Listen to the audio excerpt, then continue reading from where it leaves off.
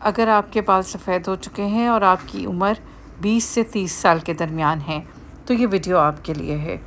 اس میں جو باتیں میں نے ڈسکس کرنی ہے وہ یہ ہیں کہ وقت سے پہلے بال کیوں سفید ہو جاتے ہیں، بالوں کا سٹرکچر کیا ہے، بالوں کے سفید ہونے کی وجوہات اور ان کا علاج غذا سے کیسے کیا جا سکتا ہے، اور وہ کون سے ٹیسٹ ہیں جو ہم کروائیں تو ہمیں معلوم ہو سکتا ہے کہ ہماری باڈی میں کس چیز کی کمی ہے جس کی وجہ سے ہمارے بال سفید ہو رہے ہیں، اور اس کا ٹیمپرری یا پرماننٹ ٹریٹمنٹ کیا ہے۔ ان سب باتوں کو سمجھنے کے لیے جو بات سب سے پہلے بہت ضروری ہے وہ یہ ہے کہ ہمیں بالوں کا سٹرکچر معلوم ہونا چاہیے، بالوں کی ساخت میں معلوم ہونی چاہیے۔ آپ نے پینسل دیکھی ہے، پینسل میں کیسے باہر کا رنگ اور ہوتا ہے، پھر لکڑی کا رنگ ہوتا ہے، اور پھر کالا بیچ میں ایک سکہ ہوتا ہے۔ بالوں کا بھی بالکل یہی سٹرکچر ہے۔ جو آؤٹر والا پورشن ہے، جو رنگ دار پینسل کا حصہ ہوتا ہے، بالوں کے اس حصے کو کارٹیکس کہتے ہیں، اور جو لکڑی والا حصہ پینسل کا ہوتا ہے، بالوں کے اس حصے کو کیوٹیکل کہتے ہیں، اور جو اندر باریک سا کالا سکہ دوڑ رہا ہوتا ہے اس کو ہم کہتے ہیں میڈیولا۔ میڈیولا سینٹر پورشن ہے۔ جن لوگوں کے بال بہت زیادہ پتلے یا باریک ہوتے ہیں ان میں میڈیولا ایبسنٹ ہوتا ہے، یہ میڈیولا بہت زیادہ تھن ہوتا ہے۔ بالوں کی روٹس میں سیلز کی کنیکشنز ہوتی ہیں جس کو کہتے ہیں میلانوسائٹس۔ وہ میلانوسائٹس پگمنٹ بناتے ہیں، یعنی رنگ بناتے ہیں، کالا رنگ اور ہلکا براؤن رنگ جو مل کے بالوں کو رنگ دیتا ہے، اور وہ پگمنٹ جو ہے وہ پورے بالوں میں پھیلتا ہے اور اسے میلانن کہتے ہیں، جس کی وجہ سے ہمارے بالوں میں رنگ ہوتا ہے۔ ہوتا یہ ہے کہ وہ جو پگمنٹ بنانے والے سیلز ہوتے ہیں وہ کم ہو جاتے ہیں اپنی، اور ورکنگ بھی کم کر دیتے ہیں۔ وہ کیوں کم ہوتے ہیں؟ اس کی ایک بہت بڑی وجہ آکسیڈیٹیو سٹریس ہے۔ آکسیڈیٹیو سٹریس کی وجہ سے کیا ہوتا ہے کہ H2O2 کیا ہے؟ Bleaching agent. وہ ہمارے بالوں کے روٹس میں جمع ہونا شروع ہو جاتا ہے جس کی وجہ سے بال بلیچ ہونا شروع ہو جاتے ہیں، بالوں کا رنگ ہلکا براؤن اور پھر سفید ہو جاتا ہے۔ آکسیڈیٹیو سٹریس کیوں ہوتا ہے؟ آکسیڈیٹیو سٹریس جو ہے وہ ہم جو سٹریس، فزیکل سٹریس اور مینٹل سٹریس دیتے ہیں اس کی وجہ سے ہو سکتا ہے، اسموکنگ کی وجہ سے ہو سکتا ہے، جو لوگ سگریٹ پیتے ہیں ان کو آکسیڈیٹیو سٹریس ہوتا ہے۔ اس کے علاوہ وٹامن کی ڈیفیشنسیز، جو ہمارے میں آئرن کی ڈیفیشنسی ہے، وٹامن B6، B12 اور بایوٹن جو کہ بالوں کے لیے بہت ضروری ہیں، اس کی کمی کی وجہ سے آکسیڈیٹیو سٹریس ہو سکتا ہے۔ اب ہم وہ وجوہات جس کی وجہ سے بال سفید ہو جاتے ہیں وہ آپ سے ڈسکس کرتے ہیں۔ ان میں سے ایک ریزن ہے جینیٹکس، یعنی جین ڈٹرمنیشن کی وجہ سے آپ کے پورے خاندان کے بال بہت جلدی سفید ہو جاتے ہیں۔ آپ کے نانا جی کے بال بھی جلدی سفید ہو گئے، دادا کے بال بھی سفید ہو گئے، دادی کے بال بھی جلدی سفید ہو گئے، باقی بہن بھائیوں کے بھی جلدی سفید ہو جاتے ہیں۔ آپ جینیٹکس کو چینج نہیں کر سکتے لیکن اس کو موڈیفائی کر سکتے ہیں اپنے لائف سٹائل سے اور اپنی ڈائٹ سے۔ اس طرح اگر ہم اچھے لائف سٹائل کو اور اچھی ڈائٹ کو، جس کو میں آگے جا کے ڈسکس کروں گی، اڈاپٹ کریں گے تو اگر آپ کے خاندان میں بھی جلدی بال سفید ہوتے ہیں تو وہ ہم ڈیلے کر سکتے ہیں، ختم نہیں کر سکتے لیکن ڈیلے کر سکتے ہیں۔ دوسرا امپورٹنٹ کیا چیز ہے؟ ہارمونز۔ اچھا، اگر پیٹرن ہیئر لاس ہے، جیسے کہ آدمیوں میں، لڑکوں میں پیٹرن ہیئر لاس ہے، تو وہ کیوں ہے؟ وہ ہارمونل امبیلنسز کی وجہ سے ہے، وہ ہارمونز کی وجہ سے ہے۔ اور اگر فیمیلز میں فرنٹل بالڈنس ہے، یعنی سر کے درمیان کا حصہ خالی ہے، تو وہ کیوں ہے؟ وہ ہارمونز کی وجہ سے ہے۔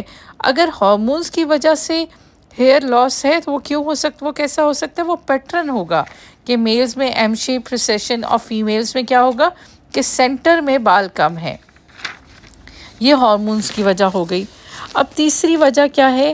آکسیڈیٹیو سٹریس، سن ایکسپوجر بھی باڈی میں یا ہیئر کے روٹس میں آکسیڈیٹیو سٹریس پروڈیوس کرتی ہے۔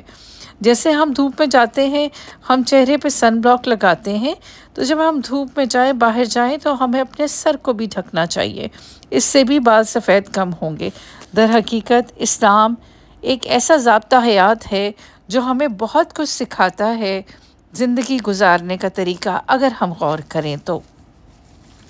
फोर्थ क्या चीज़ है? डेफिशिएंसीज़। किस चीज़ की डेफिशिएंसी? सबसे पहले जो चीज़ बहुत ज़्यादा ग्रेइंग ऑफ हेयर्स करती है वो है खून की कमी। अगर आप में आयरन डेफिशिएंसी है तो आपका हेयर लॉस भी होगा और बाल जल्दी सफ़ेद भी हो जाएंगे। दूसरी, विटामिन डी की कमी, विटामिन B6, B12 की कमी, बायोटिन की कमी, विटामिन ई और विटामिन डी।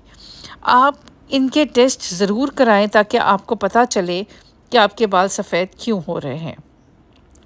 कुछ मेडिकेशंस ऐसी हैं जिसे खाने से बाल बहुत जल्दी सफ़ेद हो जाते हैं। उसके अलावा कुछ डिजीज़ ऐसी हैं जैसे थायराइड की डिज़ीज़, जिनको थायराइड की डिज़ीज़ है उनके भी बाल बहुत जल्दी सफ़ेद हो जाते हैं।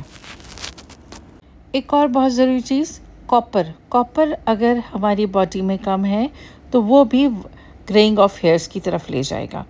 अब अगर आप में खून की कमी है तो आपको कौन से टेस्ट करवाने चाहिए? सबसे पहले आपको अपना थायराइड लेवल्स ज़रूर करवाने चाहिए कि आपके थायराइड लेवल्स ठीक हैं। उसके बाद विटामिन डी का टेस्ट करवाएं, आयरन डेफिशिएंसी ज़रूर चेक कर लें, सीरम फेरेटिन लेवल ज़रूर करवाएं। ये 3 टेस्ट करवाने से आपको ये ज़रूर पता चल जाएगा कि आपकी हेयर लॉस का, ये ग्रेइंग ऑफ हेयर का क्या कॉज है। अगर विटामिन डेफिशिएंसी है, हीमोग्लोबिन डेफिशिएंसी है तो आप अकॉर्डिंगली उसको ट्रीट करें। उसके बाद ये है कि अब आपको ऑक्सीडेटिव स्ट्रेस की वजह से है तो हमने क्या करना है कि हमने ग्रीन लीफी वेजिटेबल्स बहुत ज़्यादा खानी है। अगर आप स्मोकिंग करते हैं तो आपने स्मोकिंग को बिल्कुल क्विट कर देना है। विटामिन्स की टैबलेट्स अगर आप खाना चाहते हैं तो आप विटामिन्स की टैबलेट्स खाएं, लेकिन विटामिन की टैबलेट्स आपको उसी सूरत में खाना है जब आपकी डाइट बहुत अच्छी नहीं है। अगर आप डाइट से उसे कंप्लीट कर सकते हैं तो आप ओरल मेडिकेशंस पे कम से कम आएँ। कॉपर रिच फूड खाएं। कॉपर रिच फूड में क्या क्या हो सकता है? मशरूम्स हो सकते हैं, काजू, मेवा, तिल, बादाम, दालें, ये सब चीज़ें कॉपर रिच फूड हैं।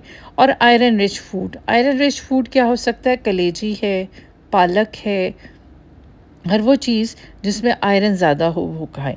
अब आपके बाल ग्रे हो चुके हैं और आप सोच रहे हैं कि इसका क्या हल होना चाहिए। इसके लिए हेयर डाई होने चाहिए।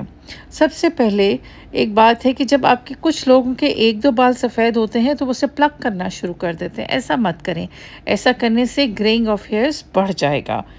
फिर आपके बाल सफ़ेद हो चुके हैं, आप क्या करें? You have to select the hair dye. अब आपने हेयर डाई करना है। हेयर डाई में कुछ चीज़ें हैं जिसे केमिकल डाइज कहते हैं और कुछ हैं जिसे हम ऑर्गेनिक डाइज कहते हैं। कोशिश करें कि अगर बाल कम सफ़ेद हैं तो आप ऑर्गेनिक डाइट्स पर रहें। उसमें आप क्या क्या कर सकते हैं? आप कॉफ़ी यूज़ कर सकते हैं अपने बालों में। 1 चम्मच कॉफ़ी लें, शैम्पू लें, उसे मिक्स करें, अपने बालों पर अप्लाई करें और 1 घंटे बाद सर धो लें। उसके अलावा आप क्या कर सकते हैं? आप मेहंदी अप्लाई कर सकते हैं।